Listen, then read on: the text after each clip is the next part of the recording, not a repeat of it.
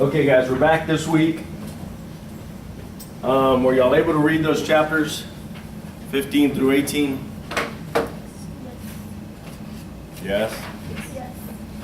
Do y'all have any questions about what we covered last week? A lot of stuff.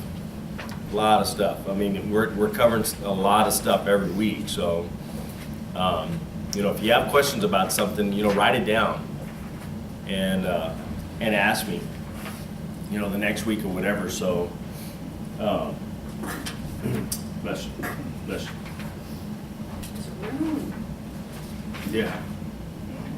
So no questions about what we covered? No? Okay. Chapter 15, how to produce a transcript. Where did I get that transcript to the other day? That was, Are they all in the other, I saw a whole bunch of them in the ice speed room. yeah.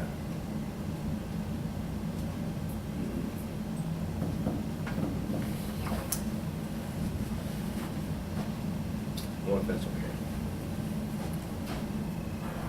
Okay, we're going to go over how to produce a transcript, okay? So some of the objectives are list the most commonly observed rules in producing a written transcript, explain in detail what information is included on the title page of the transcript, explain in detail what information is included on the appearance page, on the index page, on the stipulations page, transcript looks like, explain what the body of the transcript looks like, and explain in detail what information is included in the reporter's certificate, okay?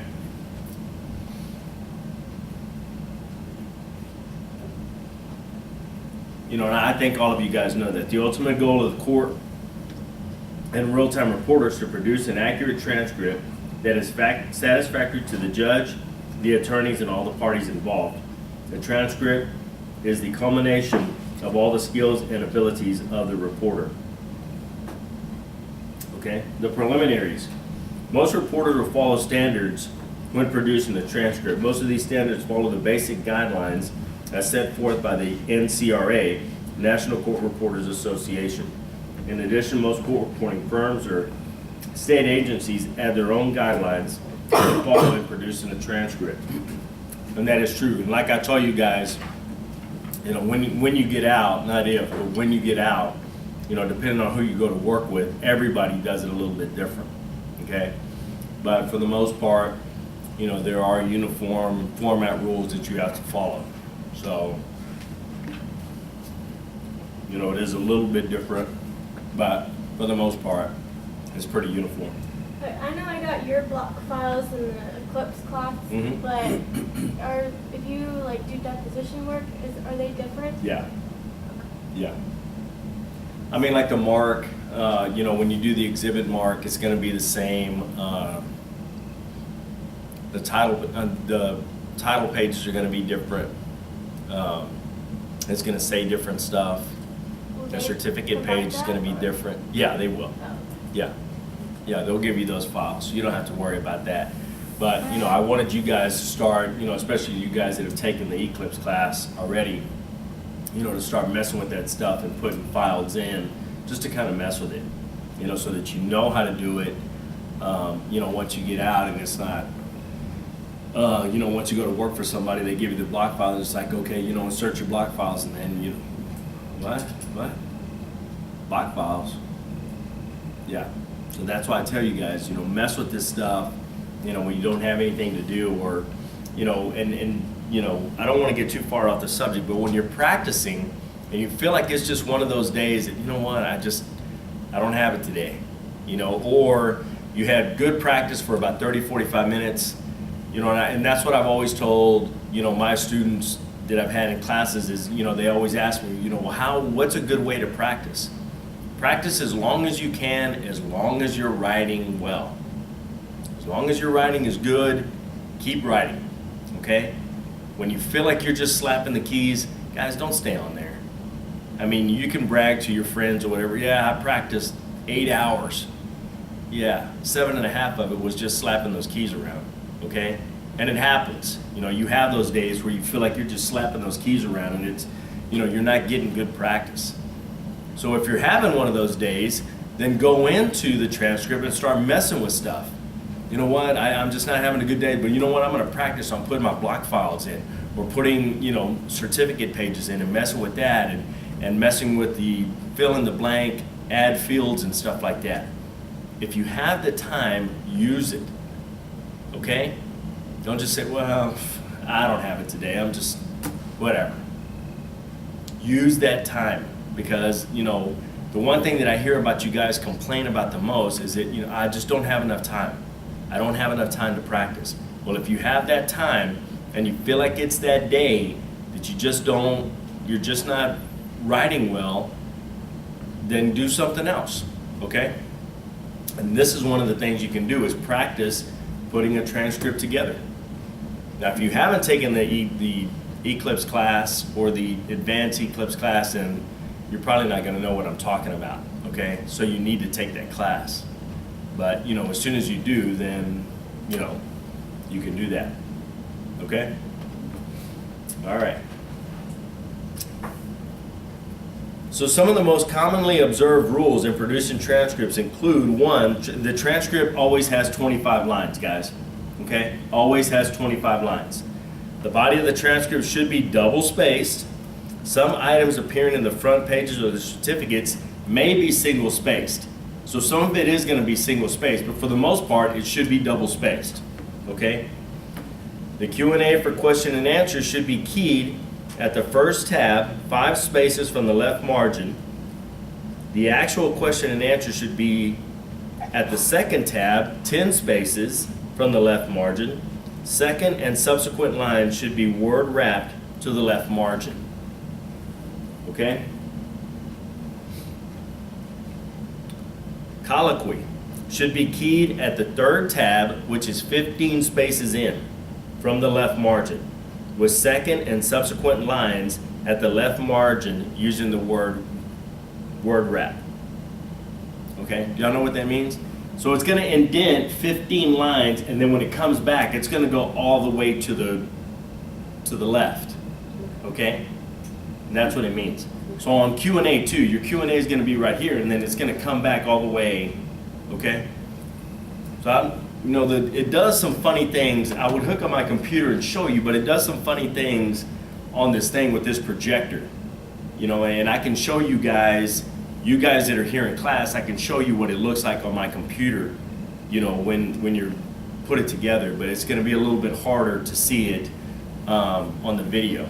But I can show you guys, what the setup looks like and stuff like that on the computer. It just it messes up the lines and it messes up the format whenever you do it on this projector for some reason. All right. Each type of examination should be centered and keyed in all caps, and the examining attorney should be keyed in all caps to the left margin. So what they're saying is okay, the state's going to call their witness, okay? That's direct examination. Should be in all caps, bold, and centered in the middle. Centered, okay? Does that make sense? Okay? And then you're going to have your byline of who's asking the questions, and then the question. So is that something you do in court, or is that something you do after? It's going to be everything. Depositions, everything. Do it Does it the that- same way. Oh, when you're doing I'm it? asking it, are you? Yeah, and when you take the advanced Eclipse class, that's when we get on the machines and we start doing it. Okay. And you have little what they call block files, and those are your block files. So you do commands on your machine and it brings these files in, and it automatically brings them in. So like marking an exhibit is going to be mark. Direct examination is dram. Cross-examination is cram. So you do dram, and it comes up like this. And it's, direct.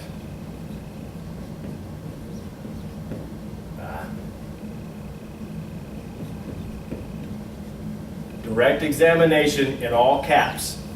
It's supposed to be in all caps, okay? And it's centered in the middle of the thing, whatever. And then over here you have your by Mr.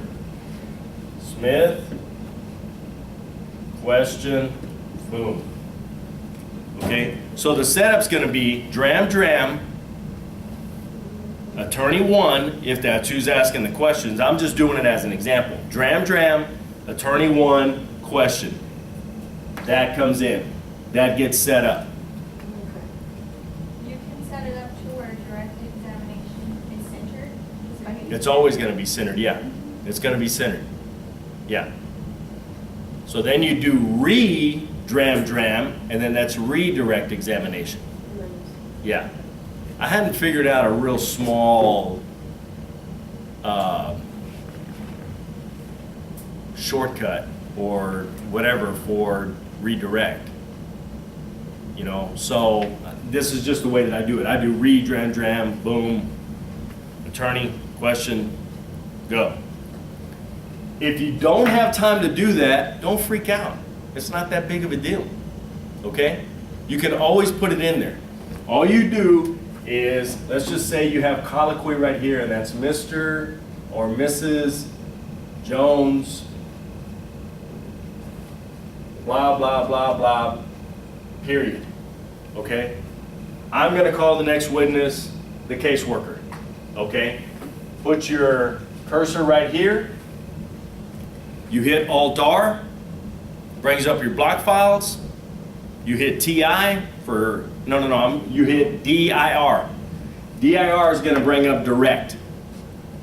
D, there's a couple of different Ds, because it has like depot exam and depot whatever. So you just keep putting the next letter, DI, DIR, or whatever, and it's finally gonna bring up a little box, that says, direct examination. So you just kind of scroll down, highlight it, hit enter, and it puts it in.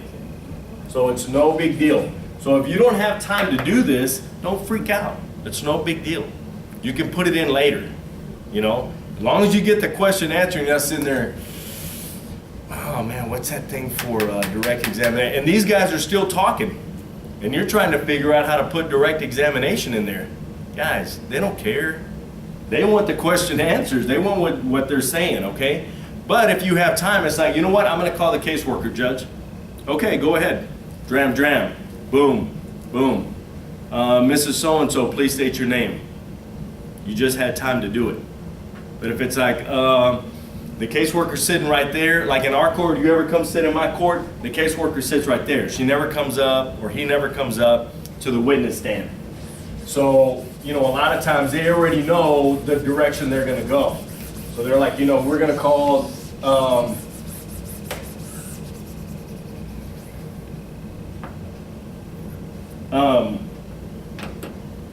call your first witness. We're gonna call the caseworker, judge. State your name for the record, ma'am. That quick. Sometimes I don't have time to do it. I don't care. It's no big deal. I can put the block file in later. No big deal. Okay? But that's how you do it. Okay? Acceptable margins include a 1-inch left margin and 1/2-inch right margin and 1-inch top and bottom margins. So I think they're talking from the sides. What it should be, I believe is what they're talking about. Transcripts should be bound at the left in an appropriate secure binder. So you're gonna have more space on the left-hand side. It's gonna look kind of weird. Like when you print it, it's gonna look kind of weird. And I wish I don't think I had. I had some proofreading the other day, and I think I threw it out. But I can bring some stuff and show you, and it kind of looks a little off-center when you print it. She didn't give you that page? They're all over in the high-speed room. Are they? Okay. And it's no big deal, but it's just gonna look a little weird because you're gonna have about 2 inches, 2 or 3 inches probably on your left-hand side, and probably just about 1 inch or so on the right-hand side. So it's like, oh man, well, you have to bind it. You have to put it in the binder. So that's why it's gonna look that way when you print it, because you still have to punch holes in it and put it in the binder. So that's why it's gonna look kind of weird or whatever, but it works. A standard 10 pitch font that allows for 10 characters per inch should be used, okay? And what they do, and that's uniform format, they pretty much want it like that, because They don't want you using like 20 pitch, where the word is that big and you're taking up that much room, and really all you're doing is just producing pages. And what they call, what is it, padding. You're just kind of producing pages for nothing and charging these people for, so that's why they kind of went to the uniform format, okay? So, transcript papers should clearly depict the name of the reporter or the firm at the bottom of the paper. Box transcript paper is acceptable, okay? So, at the end of each, so let's just say this is your transcript, okay? And you have 1 through 25 lines or whatever. You have the page number up here, and then you have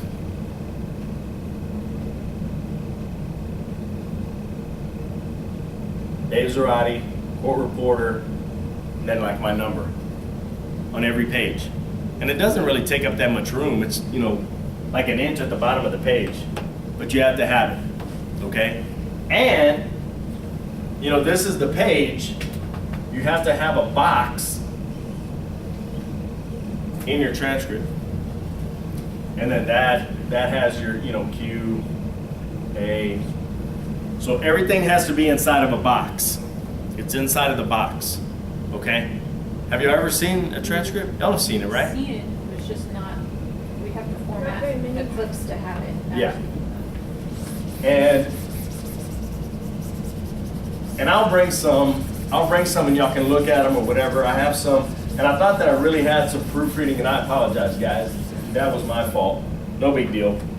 But, there's some in the other room, and you can kind of look at them, and you'll know what I'm talking about when you go back and look. Oh, that's what he was talking about, the box, and oh, the little name, and, stuff like that, where the page needs to be. All right? Pages should be numbered consecutively in the upper right-hand corner of each page, and all page references and the indexes should be referred to the appropriate page numbers. Okay, so it should have the appropriate page number, and when you go back and put in the body, or not the body, in the index, in your index, it should say direct examination of the caseworker started on page 5, not on page 55. Okay? So that's what they're saying. Keep it correct. All right, the title page. The first page of the transcript is called the title page. Normally it is not numbered. I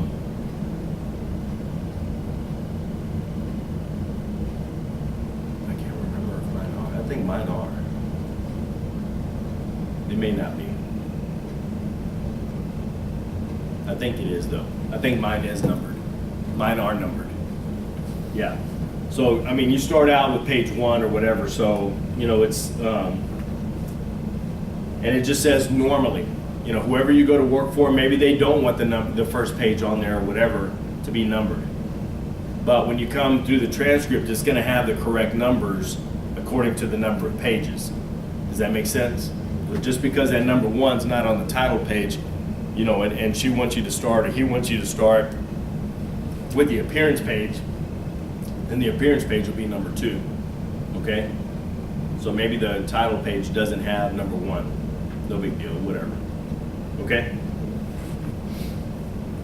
Although many different formats may be used for setting up title pages, each title page has certain items that are similar to all transcripts, okay? The first element to be keyed is the venue or geographical location where the matter is being held, usually keyed in all caps. Okay? And that just tells you right at the top.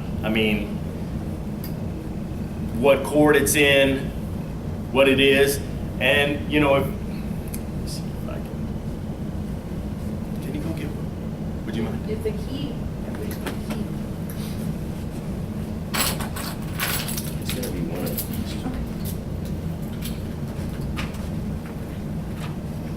Okay, I had one of the students that's gonna go get one of the pages, but mine may be a little bit different just because we deal with Child Protective Services cases, and stuff like that. So, the setup. But what it has is the volume number. So it's volume 1 of however many volumes. So if you're doing a trial and say it was 6 days. So it's volume 1 of 6 volumes. Okay? So they know exactly what day it's, you know, what hearing it is. Oh, this was the 3rd day of the hearing. It's volume 3 of 6. Okay?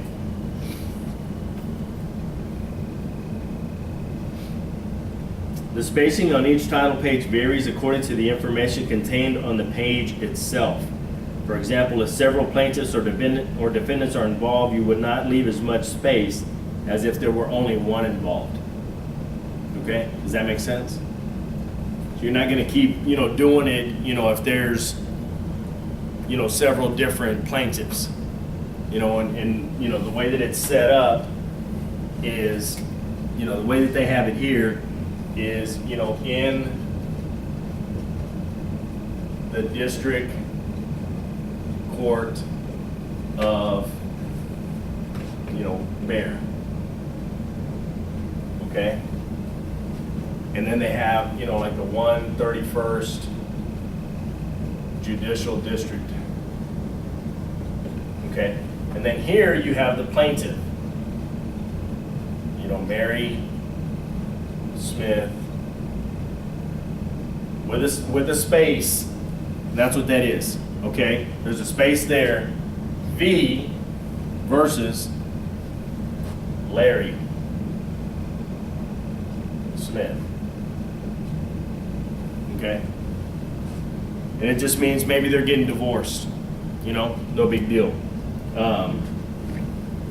And then usually you have, you know, like little things here or whatever, and then you have, you know, Judicial District of, and then the 131st Court, and then like Bear County, stuff like that. You know, all of them are a little bit different. And you know, usually like when you're going to take a deposition, you go get the sheet that has all this information. So it's going to have all of this information on it, the way that it's set up and everything. Okay?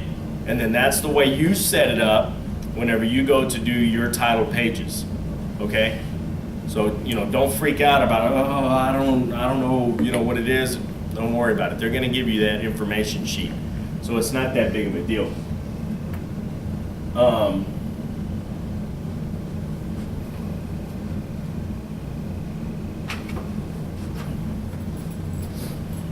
Thank you, man.